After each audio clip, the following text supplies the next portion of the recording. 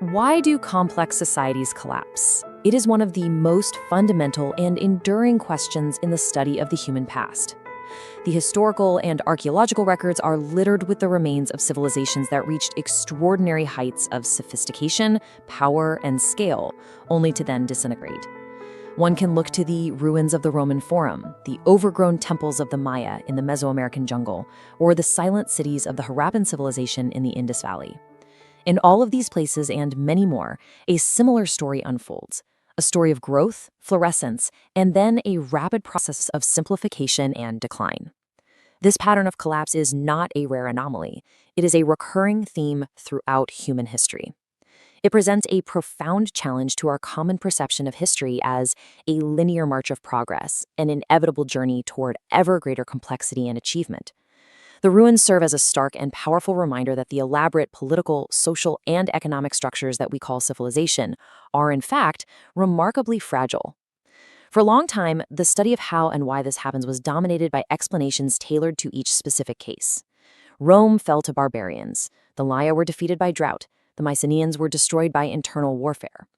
But in his landmark book, The Collapse of Complex Societies, the archaeologist and historian Joseph Tainter argued that these case-specific explanations were insufficient. He observed that if collapse is such a common occurrence, there must be a common process at work. The goal of his work was not to offer yet another unique story for a single fallen civilization, but to develop a general, universally applicable theory that could explain the phenomenon of collapse itself, wherever and whenever it occurs. To do this, Tainter recognized the necessity of moving beyond simply narrating the final events, the so-called fatal blow, and instead focusing on the underlying structural weaknesses that made societies vulnerable to collapse in the first place. He was writing within an intellectual context where explanations for collapse often focused on external factors, what one might call historical accidents. His contribution was to shift the focus inward, to the internal dynamics of complexity itself. He proposed that the very process of becoming more complex carries with it inherent costs and contradictions. The book methodically builds an argument that the seeds of collapse are sown not in a society's failures, but paradoxically, in its successes. It is through the process of successfully solving problems by growing more complex that a society can inadvertently push itself toward a state of fragility. This explainer will follow Tainter's argument step by step, from his initial framing of the problem, through his critique of other theories, to the development and testing of his own powerful explanatory model. It is an exploration into the very logic of how societies function and why they sometimes cease to function altogether. The path through this analysis will follow the book's own logical structure, broken down into 6 main parts. First, the core historical puzzle of societal collapse will be established. Then, the essential analytical tools will be put in place by clearly defining the key terms, complexity and collapse. After that, there will be a systematic review of the traditional, yet flawed, theories that have been proposed to explain collapse. From there, the explainer will delve into the core of the argument, the theory based on the economics of complexity. Next, that theory's strength will be evaluated by applying it to 3 major historical case studies. And finally, the analysis will conclude by exploring the broader implications of Tainter's framework for understanding sociopolitical change. The investigation begins by establishing the central problem that the book sets out to solve. The question of why civilizations fall is not merely an academic curiosity. It strikes at the heart of how history is understood. The dominant narrative of the human past is one of evolution and progress. Over the long term, the trajectory of social development seems to move in one direction, toward greater scale and greater complexity. Human history generally begins with small, mobile, and relatively egalitarian bands of hunter-gatherers. Over millennia, these give way to larger, settled agricultural communities. From there, social organization continues to grow in scale, leading to the emergence of chiefdoms, which are characterized by hierarchies, ceremonial centers, and hereditary leadership. This trend culminates in the development of states and empires, vast, centrally administered societies with cities, monumental architecture, standing armies, and literate bureaucracies. As societies move along this path, a number of key variables consistently increase. Population size and density grow. The number of distinct social roles and specialized occupations multiplies. The degree of social inequality and stratification deepens. The amount of information that must be processed and managed explodes. And, crucially, the overall amount of energy that the society consumes and controls also increases dramatically. This long-term, directional trend is so powerful and so consistent across the globe that it's easy to mistake it for an iron law of history, an inevitable and irreversible process. Yet, the archaeological record shows something quite different. It shows that this upward trajectory can be and frequently has been violently interrupted and reversed. This recurring phenomenon of collapse serves as a powerful counter-narrative to the simple story of progress. This quote captures the profound reality of collapse in a single, stark image. It contrasts the past and present of Mesopotamia. Today, much of this region is a desolate landscape, difficult to farm and sparsely populated. But thousands of years ago, this same land was the vibrant heartland of Sumer, Akkad, and Babylon, the world's very first urban, literate civilization. This is the mystery in its most tangible form. How does a society go from being the core of the civilized world to a peripheral, depopulated region? What process can account for such a dramatic reversal of fortune? This is not an isolated case. From the Hittite Empire in Anatolia to the ancient Puebloan societies of the American Southwest, the pattern repeats. Great centers are abandoned, populations decline or disperse, artistic traditions are lost, and knowledge of engineering and writing can disappear. The fact that this happens over and over again suggests that there is a general process at work. It implies that there might be an inherent vulnerability concealed within the structure of complex societies themselves. Understanding this vulnerability, understanding why the seemingly inexorable trend of increasing complexity is so often and so abruptly reversed, is the central intellectual challenge that Tainter's work confronts.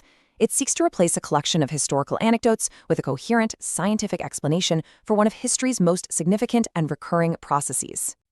This leads directly to the book's primary objective. Tainter observed that the fields of archaeology and history have dedicated enormous effort to understanding the origins of complexity, the rise of agriculture, the emergence of cities, the formation of the state. These are seen as the great, positive transformations in human history. By contrast, the disappearance of complexity has been comparatively neglected. It's often treated as an unfortunate endpoint, a failure to be lamented, rather than a process to be systematically analyzed. As a result of this neglect, the literature on collapse has been dominated by what Tainter calls ad hoc explanations. An ad hoc explanation is one that is created for a specific occasion, tailored to fit the facts of a single case, but with little or no applicability beyond it. For example, to say the Roman Empire fell because of the specific barbarian groups that invaded in the 5th century is an ad hoc explanation. It doesn't help explain the collapse of the Maya, who faced no such invasion. Similarly, blaming the collapse of the classic Maya on a series of droughts doesn't explain the fall of Rome, which was not located in a tropical, drought-prone environment. This approach creates a fragmented and ultimately unsatisfying picture of the past. It suggests that collapse is just a series of unfortunate, unrelated accidents.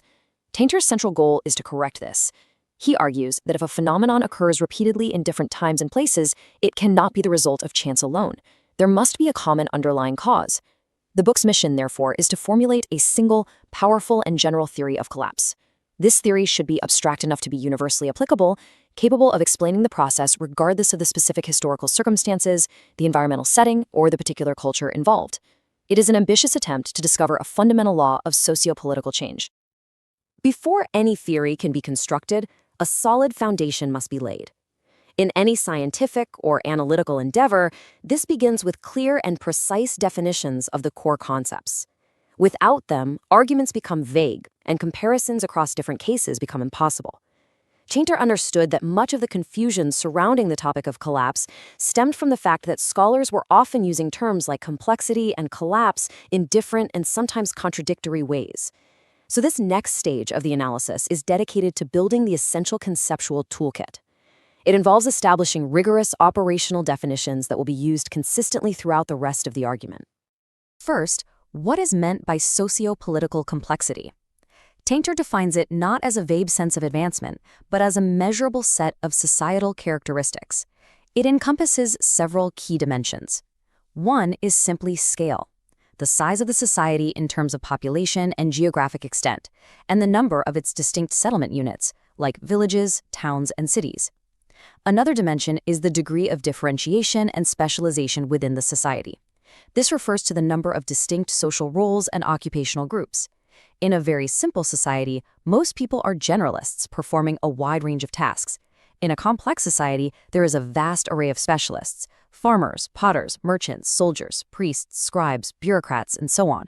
This also includes social differentiation, meaning the development of a hierarchy with different classes or strata from a ruling elite down to common laborers. The final and perhaps most critical dimension of complexity involves the mechanisms of integration.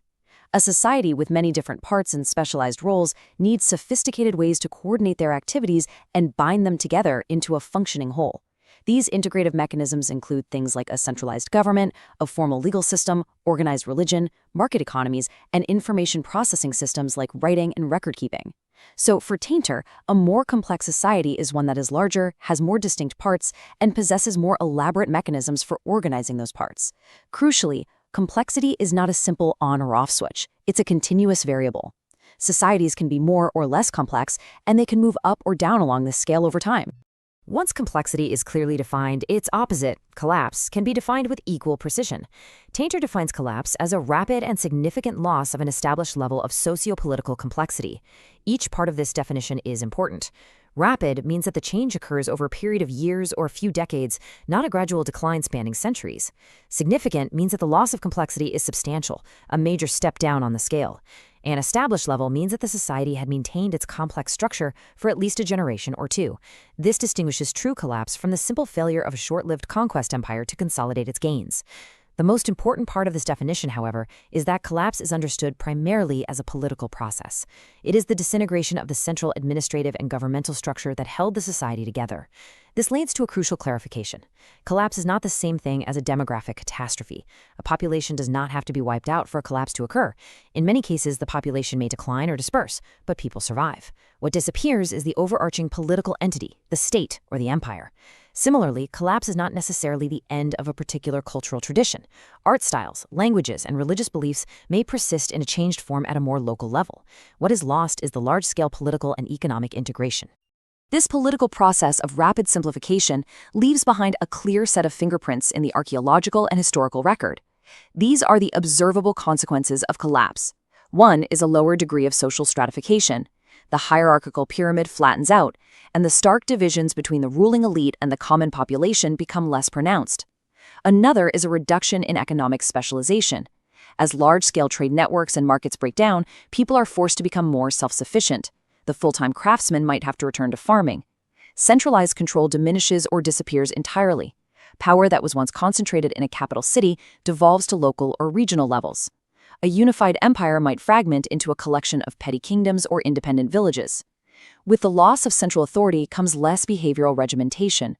The state is no longer able to conscript labor, collect taxes on a grand scale, or enforce a uniform legal code. There is also a marked decline in investment in what Tainter calls the epiphenomena of complexity.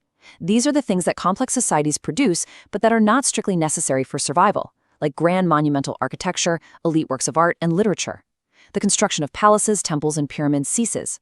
Finally, collapse is often, though not always, accompanied by population decline and settlement shifts. Major cities and ceremonial centers are abandoned as people move out into the countryside, adopting a more dispersed and rural way of life. For the average person living through it, the world quite literally shrinks. With the foundational definitions in place, the argument now proceeds to the next critical phase. Before presenting a new theory, it is necessary to systematically examine the existing ones. This section acts as a form of intellectual house clearing. Tainter takes on the role of a critical detective, surveying the landscape of conventional explanations for collapse and exposing their underlying logical weaknesses. This is not simply about refuting other scholars for the sake of it. The purpose is to demonstrate precisely why a new approach is needed. By identifying the common flaw that runs through most previous theories, he is able to establish the specific criteria that a successful new theory must meet. Tainter begins this critique by surveying the vast literature on collapse and organizing it into 11 recurring themes or categories of explanation. This list is remarkably comprehensive. It includes theories based on environmental factors, such as resource depletion, where a society is said to have overexploited its natural environment, leading to soil exhaustion or deforestation. It covers external events, like catastrophe, which points to sudden disasters like earthquakes, volcanic eruptions, or epidemics.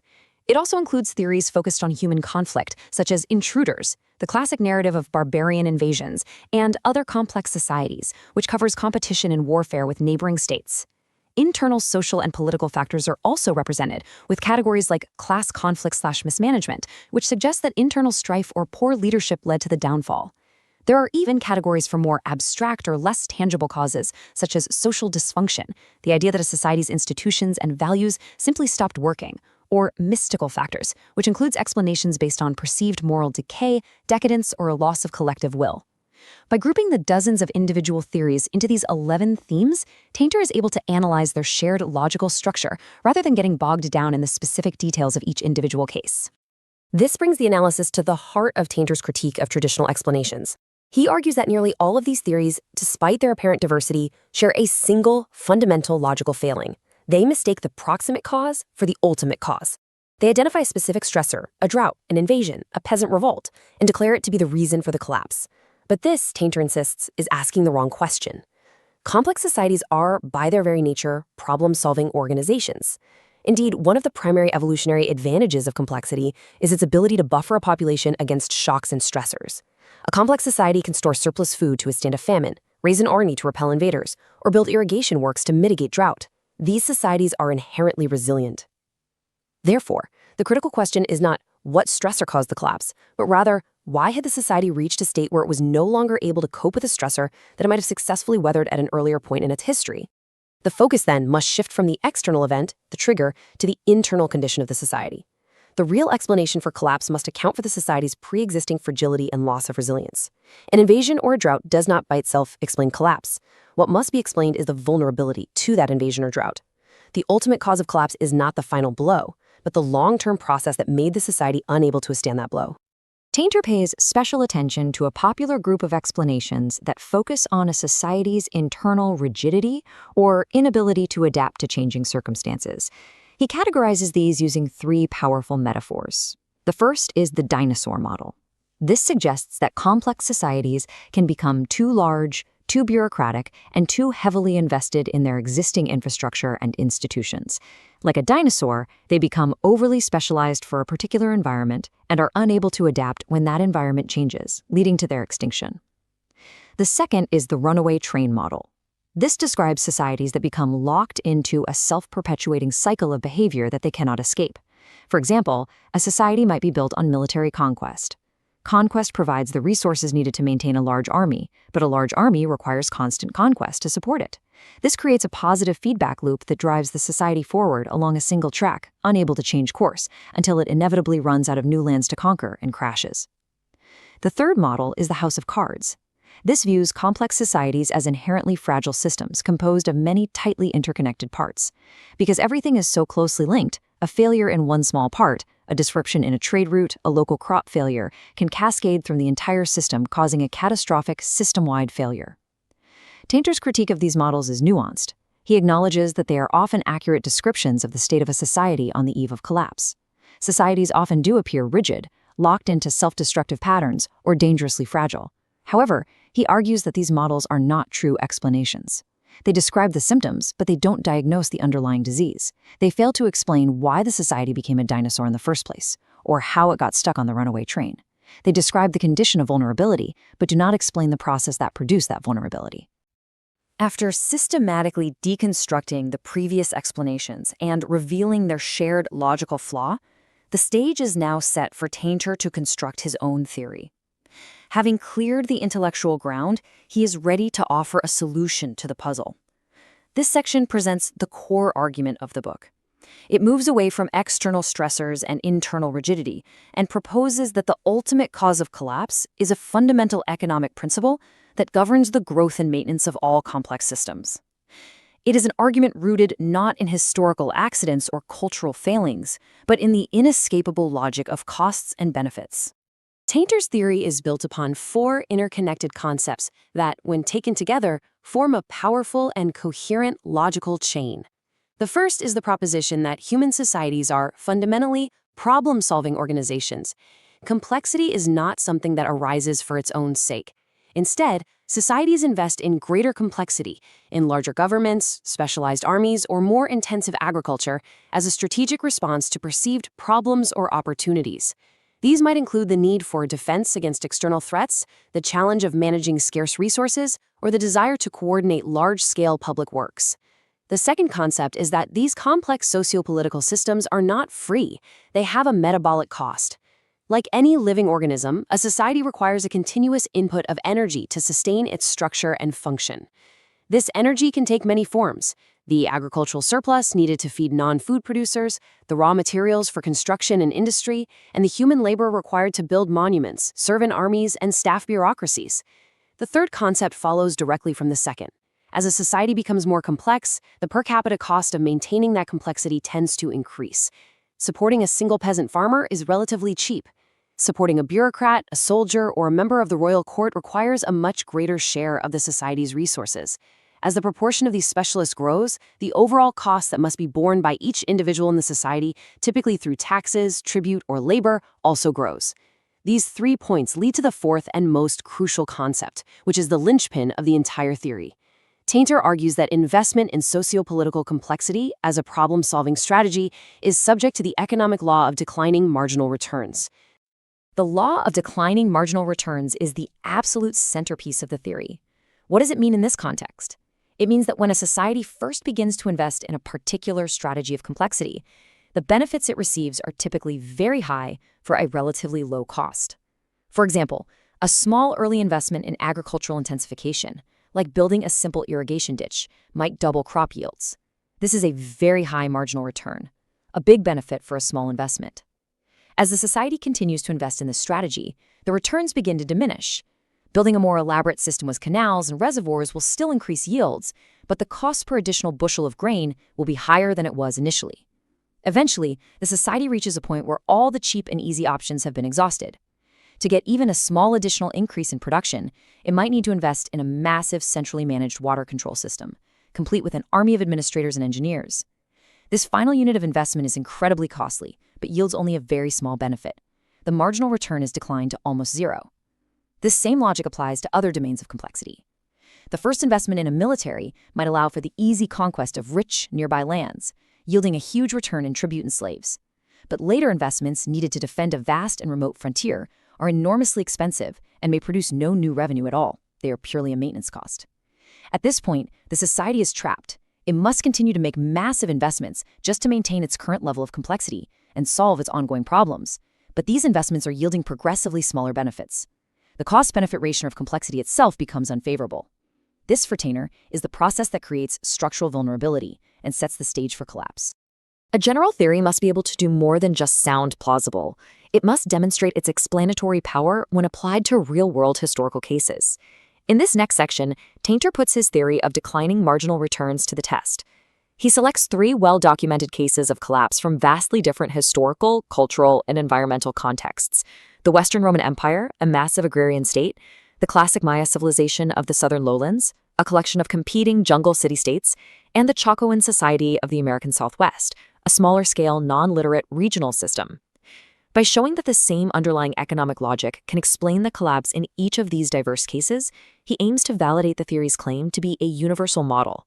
The collapse of the Western Roman Empire is perhaps the most famous and debated case of all, and it serves as a powerful illustration of Tainter's theory in action over many centuries.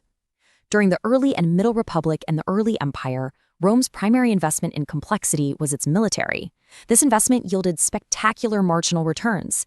Each successful war of conquest brought in vast new territories, enormous wealth in the form of plunder and tribute, and huge numbers of slaves to work the fields and mines.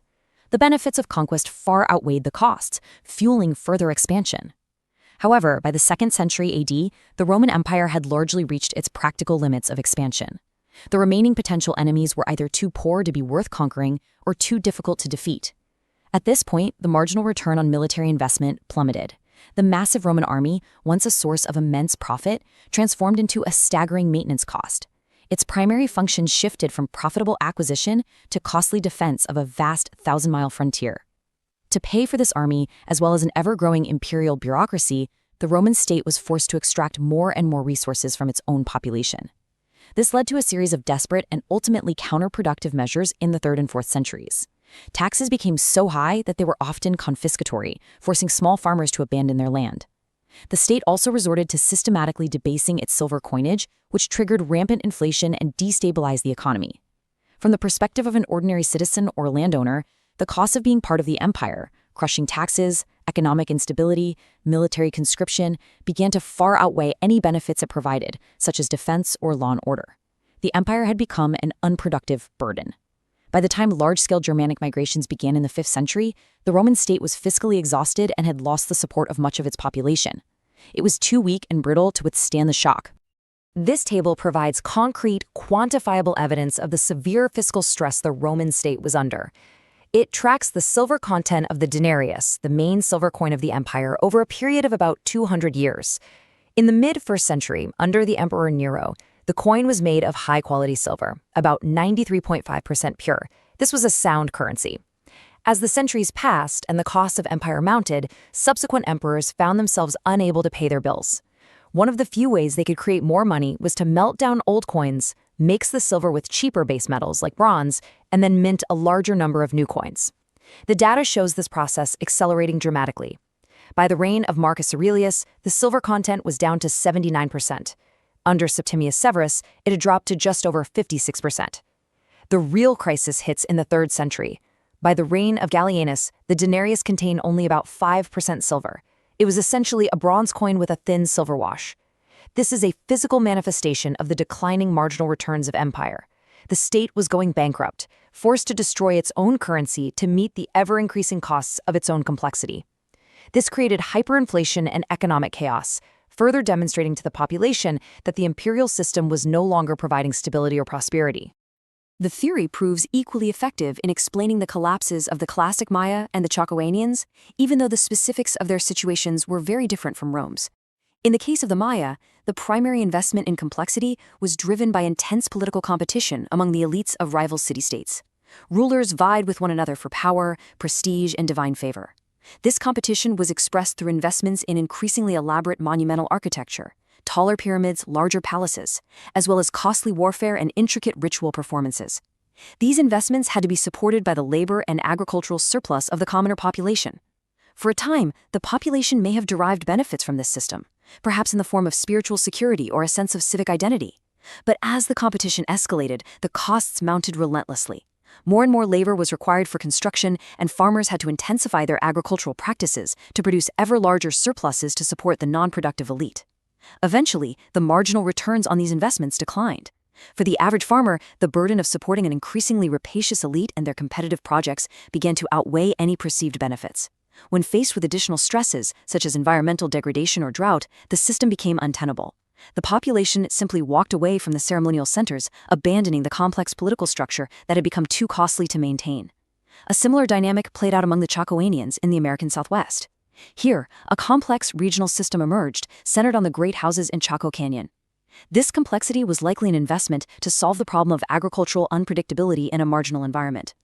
The system involved food storage, redistribution, and the coordination of ritual activities, all linked by an extensive network of roads. For a time, the system likely provided significant benefits in the form of a buffer against food shortages. However, as the system grew, so did its maintenance costs. Outlying communities were required to contribute labor and agricultural goods to support the central elite in the system's infrastructure. Over time, the costs of participation began to exceed the benefits of the security the system provided. When environmental conditions worsened, the Chacoan system, now an unproductive burden, was abandoned. In all 3 cases, Rome, Maya, and Chaco, the same fundamental process was at work. The benefits of complexity were progressively outweighed by its costs, leading to a state of vulnerability where collapse became a viable, even attractive option. Having established the core problem, critiqued previous theories, and presented and tested his own economic model, Tainter brings his argument to its conclusion. This final section explores the profound and often counterintuitive implications of his framework. It moves beyond simply explaining past events to offer a fundamentally new way of thinking about the nature of collapse itself.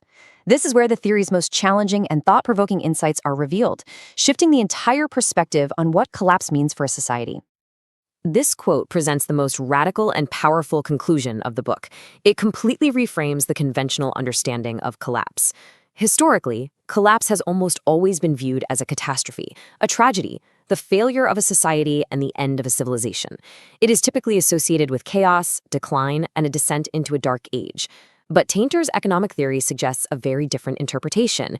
If a society finds itself trapped in a state of severely declining marginal returns, where it must expend enormous and ever-increasing amounts of resources just to maintain its existing structure, all while providing fewer and fewer benefits to the majority of its population, then the system has become profoundly inefficient and unproductive. From the perspective of the common people who bear the brunt of these costs, the complex state is no longer a benefactor but a parasite. In such a situation, Tainter argues, collapse is not a failure. It is, in fact, an economically rational response. It is an economizing process. It represents a radical shedding of the costly and unproductive administrative superstructure. By allowing the central state to disintegrate, the population is freed from the crushing burden of taxes, tribute, and conscription. They can revert to a simpler, more local, and more economically efficient mode of existence. While the elites who benefit from complexity would certainly view collapse as a disaster, for the bulk of the population, it could represent a significant improvement in their quality of life. Collapse, from this perspective, is not an accident to be avoided, but the most appropriate and adaptive response to an overly costly and unproductive system. To distill the entire argument down to its essential points, there are 5 final takeaways. First, collapse is best understood not as a demographic or cultural event, but as a political process, a rapid simplification of the administrative and governmental structure. Second, the majority of traditional theories are logically flawed because they focus on proximate triggers, like invasions or droughts, while failing to explain the ultimate cause, which is the society's underlying structural fragility. Third, that ultimate cause is not a random event, but a predictable and fundamental economic process, the law of declining marginal returns on investments in complexity. Fourth, a society becomes vulnerable to collapse at the point where the cost required to maintain its complex structure begin to exceed the benefits that structure provides to its members. The system becomes an economic liability rather than an asset. And fifth, given this condition, collapse should not be viewed merely as a catastrophe. It can be a rational, economizing response, a radical but effective strategy for a population to escape the burden of an unproductive and excessively costly political system. The explanatory framework presented in this book is not intended to be merely a tool for analyzing the distant past. Its power lies in its generality. The book concludes by asserting that its principles apply to all complex societies, including contemporary industrial ones. Modern societies are also problem-solving organizations.